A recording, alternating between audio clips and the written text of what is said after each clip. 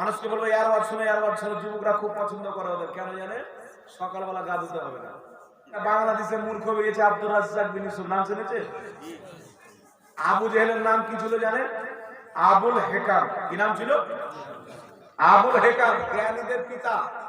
নবী পাকের গুস্তাখি করার জন্য নাম পড়ে গেল আবু জেহেল, জাহিলদের পিতা, মূর্খদের পিতা।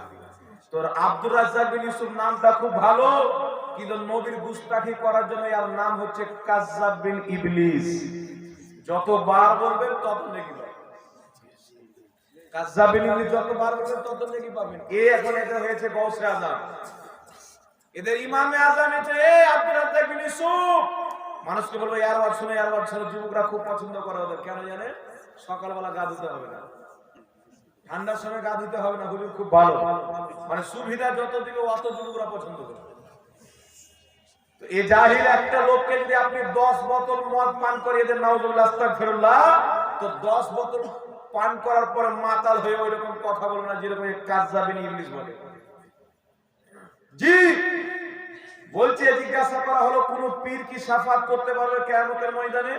তো বলছে পীর ফকির তো দূরে থাক, নবী পাক নিজেই ভাল ভাল করে তাকিয়ে থাকবে আমার নেকির পাল্লা ভারী হচ্ছে না আমার গুনার পাল্লা ভারী হচ্ছে। জোরে বলেন নাউজুবিল্লাহ। আমার নবী ভাল ভাল করে তাকিয়ে থাকবে, এই আমার নবীর গুনাহ আছে, একটু জোরে বলতে হবে। আরে জোরে বলেন আমার নবীর গুনাহ আছে।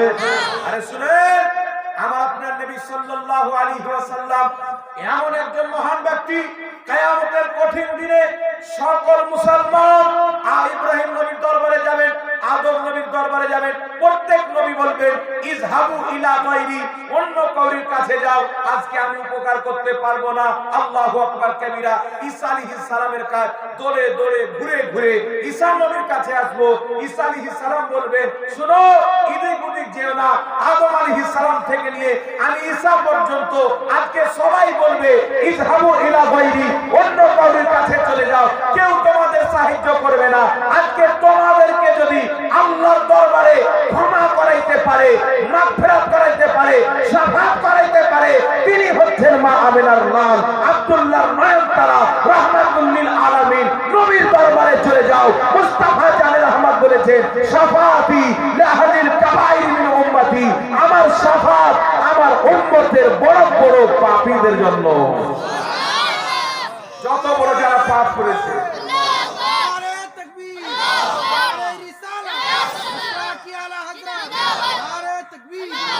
আমার শাফাত আমার বড় বড় পাপীদের জন্য। ইবনে মাজাহ শরীফের মধ্যে সহিহ হাদিস, যারা বড় বড় পাপ করেছে, আকীদা শুদ্ধ আছে তারা, কিন্তু আজকে নাম দিয়েছে আহলে হাদিস। বক্তব্য কি দিচ্ছে? নবী নিজের মেয়ে কি তো বাঁচাতে পারে না, তা আমাদেরকে কি দেখবে? তো কথা তো ভুল বলে না, ও তো জানে যে আমাদের জন্ম হয়েছে নবীর দুশমনের উপরে, তা আমাদের কি নবী পাক বাঁচাবে? ও তো ভুল বলে না। ওয়ারাকে এবং ওদের দলের লোককে নবী পাক ঘুরে তাকাবেন না, কিন্তু সুন্নি সহিহুল আকীদা মুসলমান পাপের কারণে, গুনাহের কারণে জাহান্নামে যদি চলে যায়, রাহমাতুল লিল আলামিন বের করে আল্লাহ জান্নাতে নিয়ে যাবে। বলুন সুবহানাল্লাহ। কাকে নিয়ে যাবে? সুন্নিকে নিয়ে যাবে, যার আকীদা ঠিক আছে। আর যার আকীদা ভেড়ের গোবরের মত না, ওকে নিয়ে যাবে। বলছে নবীর ওসিলা চলবে না, কি চলবে? ওই যে নবীর মুহাব্বতের ওসিলা চলবে। তো নবীর ওসিলা যখন জায়েজ না, তো মুহাব্বতের ওসিলা কেমন করে জায়েজ হবে? নবী পাকের দামটা বেশি না ওনার মুহাব্বতের দামটা বেশি? একটু জোরে বলতে হবে। নবী পাকের জাত না থাকতো তো মুহাব্বত হতো না। আমি যদি না থাকতাম তো আমার মুহাব্বত কি জিনিস হতো? তাহলে কি বুঝা গেল? আসল হচ্ছে জাতে মুস্তাফা। আর নবী পাকের ওসিলাকে আহলে হাদিস সম্প্রদায়ের পথভ্রষ্ট ব্যক্তিরা শিরক পর্যন্ত লিখেছে। কিন্তু আমরা যখন কোরআন হাদিস লাড়ালাড়ি করি, আল্লাহর কসম খেয়ে বলি, সাহাবায়ে কেরাম তাবরানী শরীফের মধ্যে সহিহ সনদে হাদিস বর্ণিত, আমার নবীর ইন্তিকালের পরে নবী পাকের ওসিলা দিয়ে দোয়া করেছেন। একবার গিয়েছেন দরবারে উসমান গনির, ফিরেছেন কাজ হয়নি। দুইবার গিয়েছেন দেখা হয়নি। তিনবার গিয়েছেন দেখা হয়নি। কিন্তু বাড়ি গিয়ে যখন 2 রাকাত নামাজ পড়ে নবী মুস্তাফা ওসিলা দিয়ে দোয়া করেছেন, সঙ্গে সঙ্গে উসমান গনির সঙ্গে সাক্ষাৎ হয়ে গেছে, সঙ্গে সঙ্গে দেখা হয়ে গেছে, ডাইরেক্ট আমার দরবারে হাজির হয়ে গেছে। 3বার 4বারের কাজ হলো না, নবীর ওসিলা দিয়ে দোয়া করলেন, কাজ হয়ে গেল। একটু জোরে বলতে হবে সুবহানাল্লাহ। বলছে নবীর ওসিলা ছিল না কেন? বলছে দুনিয়াতে যতদিন বেঁচে ছিলেন চলতো, এখন মরে কবরে চলে গেছে না, চলবে না। কিন্তু নবী পাক যেমন দুনিয়াতে ছিলেন তেমনি কবরে জিন্দা নবী, জোরে বলতে হবে সুবহানাল্লাহ। জিন্দা নবী শুয়ে আছেন। আর শুধু তাই নয়, মুহাম্মদ রাসূলুল্লাহ কবরে জিন্দা, তিনাদের স্ত্রীর সঙ্গে তিনার সাক্ষাৎ পর্যন্ত হয়। বুখারী শরীফের হাদিস থেকে প্রমাণিত, আম্মা জান আয়েশা বলছেন, ইয়া রাসূলুল্লাহ, আপনার ইন্তেকালের পর সর্বপ্রথম আপনার সঙ্গে আপনার কোন স্ত্রীর সাক্ষাৎ হবে? নবী পাক সাল্লাল্লাহু আলাইহি সাল্লাম বলেন, তোমাদের মধ্যে যার হাত সবচেয়ে বেশি লম্বা। তো মা আয়েশা রাদিয়াল্লাহু তাআলা আনহা হাত নাড়তে লাগলেন। তো যার হাত লম্বা হতেন মনে করতেন ইনি যাবেন আগে, দেখা হবে নবী পাকের সঙ্গে। কিন্তু দেখা গেল নবী পাকের ইন্তেকালের পর সর্বপ্রথম উনার যে স্ত্রী ইন্তেকাল করলেন, তিনার নাম হচ্ছে যায়নাব রাদিয়াল্লাহু তাআলা আনহা। তখন মা আয়েশা বুঝতে পারলেন যে এই হাত না, দানের হাত। যে স্ত্রী সবচাইতে বেশি দান করতেন ওনার নাম যায়নাব। আর নবী পাকের পরে তিনি ইন্তেকাল করে নবীর সঙ্গে সাক্ষাৎ হয়েছে, একটু জোরে বলতে হবে সুবহানাল্লাহ। তো নবীগণ নিজের কবর সহশরীরে জিন্দা। তাই নবী পাক বলেন মুসলিম শরীফের সহিহ হাদিস, মারাতু আলা মুসা ওয়া হুয়া ইউসাল্লি ফি কবরিহি, আমি যখন মুসা নবীর পাশ দিয়ে মেরাজের রাত্রিতে গেলাম ওনার কবরের পাশ দিয়ে, মুসা আলাইহিস সালাম নিজের কবরের নামাজ আদায় করতেন। আর একই হাদিসের উপরে মুসলিম শরীফের মধ্যে হাদিস যে মুসা আলাইহিস সালাম কবরে শুধু নামাজ আদায় করছিলেন না, দাঁড়িয়ে নামাজ পড়ছিলেন, জোরে বলেন সুবহানাল্লাহ।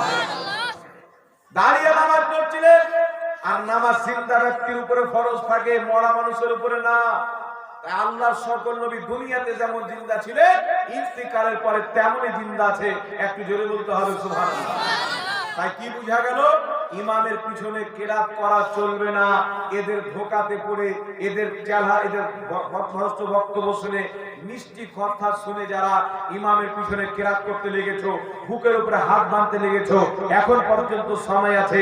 তওবা করে নবীর দলে এসো, সাহাবার দল আহলে সুন্নাত ওয়াল জামাতের মধ্যে এসে নাভির নিচে হাত বাঁধো, ইমামের পিছনে কেরাত করা বন্ধ করো। এটাই হচ্ছে নবীর বিধান, এটাই হচ্ছে সাহাবার বিধান, এটাই হচ্ছে সালাফের বিধান। আর যারা সালাফের বিধানকে মানে না, তারা সালফি হতে পারে না। যারা সুন্নি জামাতের, তাই হলো সালাফি, তাই হলো আহলে সুন্নাত ওয়াল জামাত। বলুন সুবহানাল্লাহ। কি কথা মনে রাখতে হবে ব্রাদার ইসলাম, আপনাকে অনেক রকম গুমরাহ করার চেষ্টা করা হবে, কিন্তু বুকের উপরে হাত বানার কোন মারফু সহিহ হাদিস কিয়ামত পর্যন্ত কোন বাপের বেটা দেখাতে পারবে না। কিন্তু নাভির নিচে হাত বানার সহিহ হাদিস আলহামদুলিল্লাহ আছে, একটু জোরে বলুন সুবহানাল্লাহ। ইমামের পিছনে কেরাত করা চলবে না, হাদিস দিয়ে দিলাম, কোরআন পাকের আয়াত থেকেও বললাম।